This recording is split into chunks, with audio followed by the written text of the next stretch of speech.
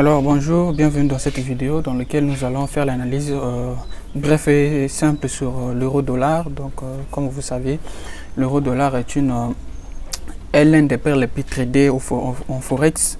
Donc nous allons faire une analyse bref et rapide sur l'euro-dollar pour que vous puissiez savoir excusez, quel est le cours du marché actuel.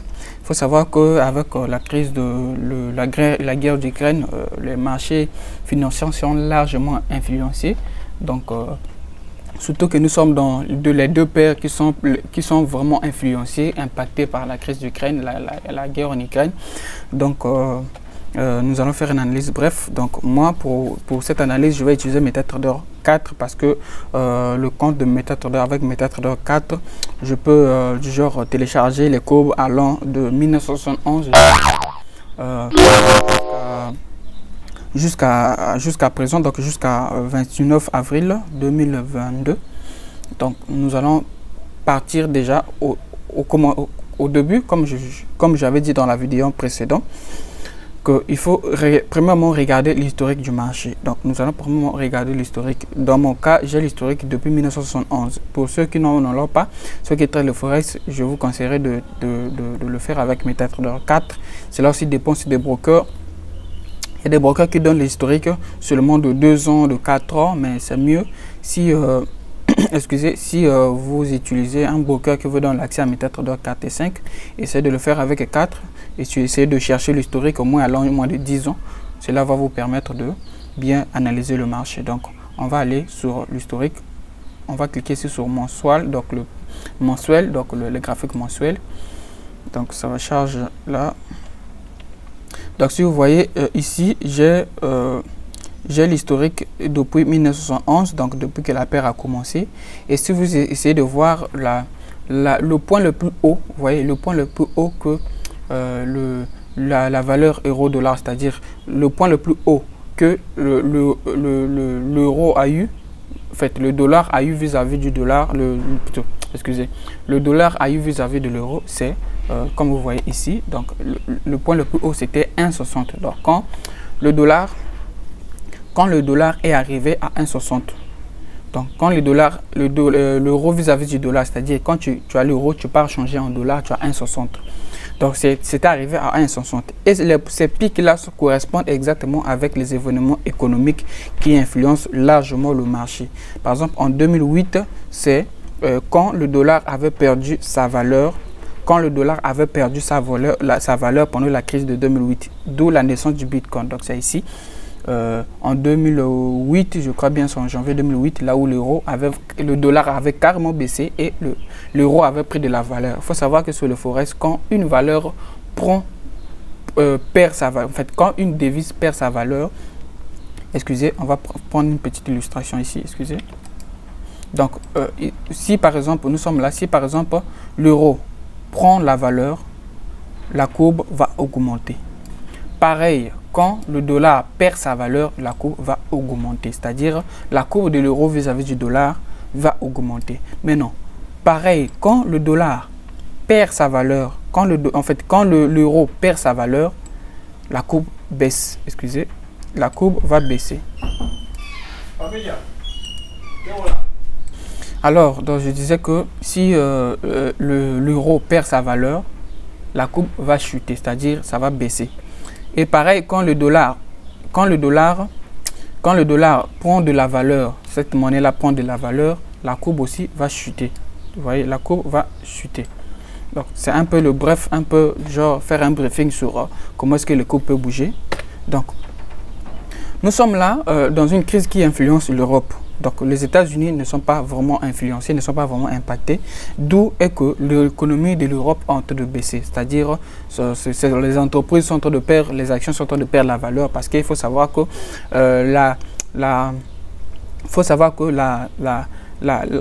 force de la monnaie provient de l'économie et l'économie est constituée par les entreprises qui sont dans ce pays-là, qui sont par exemple, je peux citer Total en France, du genre Mercedes-Benz, je ne sais pas si en Allemagne, quelque chose comme ça. Et ces entreprises-là font la force de la monnaie. Donc ces entreprises-là, certains étaient en Russie et du coup, avec la fermeture, avec la guerre, tout cela, les usines ont eu à fermer. Et quand ils ferment, les actions ont tendance à baisser. Donc du coup, c'est pour cela, si on essaie de zoomer la courbe, vous voyez là, nous sommes dans la courbe mensuelle. Nous sommes dans la courbe mensuelle. Donc déjà, au début de excusez, je vais faire disparaître ça. Donc déjà là, si on essaie de voir là, on est en 2021, au début de l'année. Ça a commencé déjà avec les tensions, avec le militaire qui est en Ukraine, qui est à la frontière de l'Ukraine. Donc ça commençait déjà à pas bien sentir. Donc jusqu'à ce que vous voyez que toute cette courbe là, ça a vraiment baissé. Donc si on essaie de voir l'euro a perdu 13% de sa valeur vis-à-vis du dollar. Ça veut dire que le dollar a pris un peu de la valeur. Le dollar ne peut pas forcément prendre de la valeur, mais le fait que l'euro a baissé, cela fait que la courbe puisse baisser et cela fait que la courbe puisse baisser et le dollar puisse prendre un peu de la valeur. Donc actuellement, si vous avez l'euro, vous voulez changer ça en dollars, vous allez faire changer ça à 1,055. Alors que ça fait au moins quelques jours plus de c'est pas 6 mois, tu pouvais changer ça à 1,22. Donc à 1,22. Vous voyez quelle est la perte que l'euro a subi. Donc ici nous sommes dans le mensuel. Ça fait cette valeur là a été atteinte. Ça fait quelque chose de 16 depuis 2016. Ça fait au moins 7 ans plus ou moins, ou 6 ans si je me rappelle bien. Ça fait 6 ans. Donc cette valeur là a été atteinte. Donc la valeur de 1,04 a été atteinte. Ça fait au moins 6 ans. Donc nous sommes arrivés là le prix le plus minimum depuis 6 ans. Donc ici je crois bien que selon mon analyse, ça va pas aller vraiment loin. Donc ça fait longtemps que l'euro est baissé jusqu'à une valeur inférieure à 1. Ça fait longtemps. Donc je crois bien que ça va vraiment passer du temps ici. L'euro, c'est-à-dire le prix de l'euro-dollar, ça va vraiment passer du temps ici. Parce que ça fait beaucoup de fois que l'euro est revenu sur cette ligne-là, c'est-à-dire sur ce support-là, il est revenu à la hausse. Donc ici, il y a vraiment une très forte probabilité que ça puisse casser ici et arriver à inférieur à 1. C'est vraiment une très faible probabilité. Parce que ce sont des choses, ce sont les trucs qui sont vraiment essayés de coordonner par les banques et tout cela. C'est vraiment très difficile que ça puisse arriver. Donc quand ça va arriver ici, rappelez-vous que je suis dans le mensuel. Donc quand ça arrive ici, il faut s'attendre à que les prochains mois, après que la guerre puisse se stabiliser et qu'on puisse, si la guerre s'étend au moins jusqu'à moitié au mi-2022, on pourra prévoir une chute au moins jusqu'à une valeur en dessus de 1. Si la guerre essaie de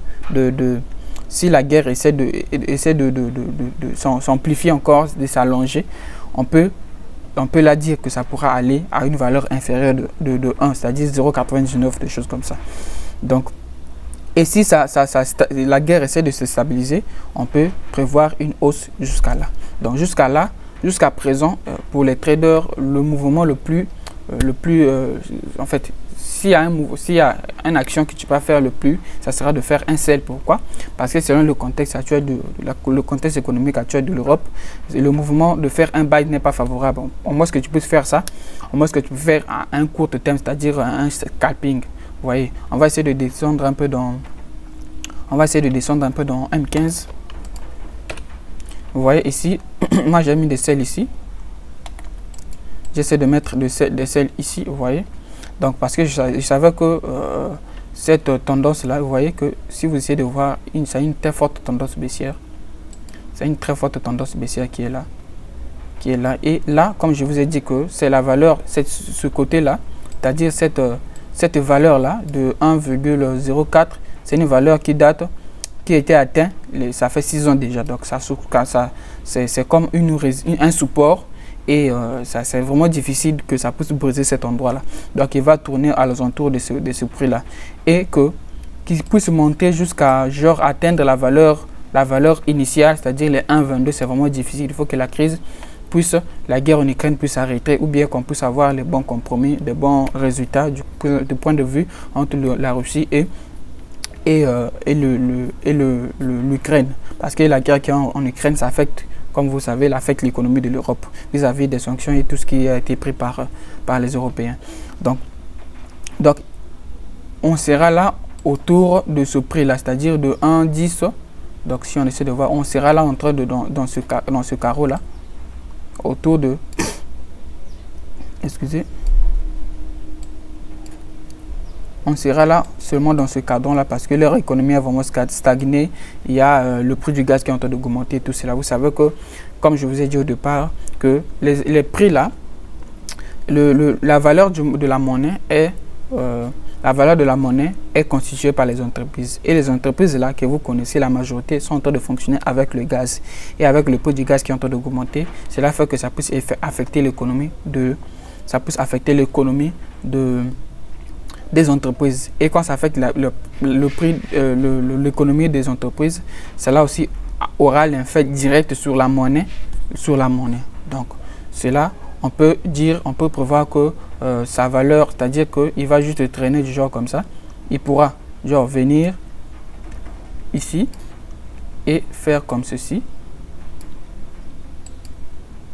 Faire du genre comme ci, revenir sur le même support. Ça, c'est une prévision, c'est pas une prophétie. Donc, si genre faire comme ça, revenir sur ce point et monter jusqu'à là. Ça, c'est une prévision qui est plus proche de la réalité. Donc, il va juste tourner ici parce que son l'économie de l'Europe n'est pas encore stable. Donc, je crois bien que d'ici les prochaines vidéos, nous allons essayer de voir ça, comment est-ce que le marché va évoluer. Mais je crois, selon moi, selon le contexte actuel, le contexte économique et politique actuel, cela ne permettait pas que l'euro puisse prendre de la valeur. Si on essaie de prendre aussi la valeur, la courbe en H1, vous voyez, si on essaie de voir la courbe en H1, vous voyez que la tendance baissière est vraiment forte. La tendance baissière est vraiment forte. L'économie de l'Europe est en chute libre verticale et en chute libre. Et il va juste traîner là, sur ces sommes-là de 1,09 à 1,04. Donc, c'est ça. Donc, je vous invite, si cette vidéo vous a été bénéfique, n'oubliez pas de l'aimer et de partager ça à vos frères et vos amis. Merci.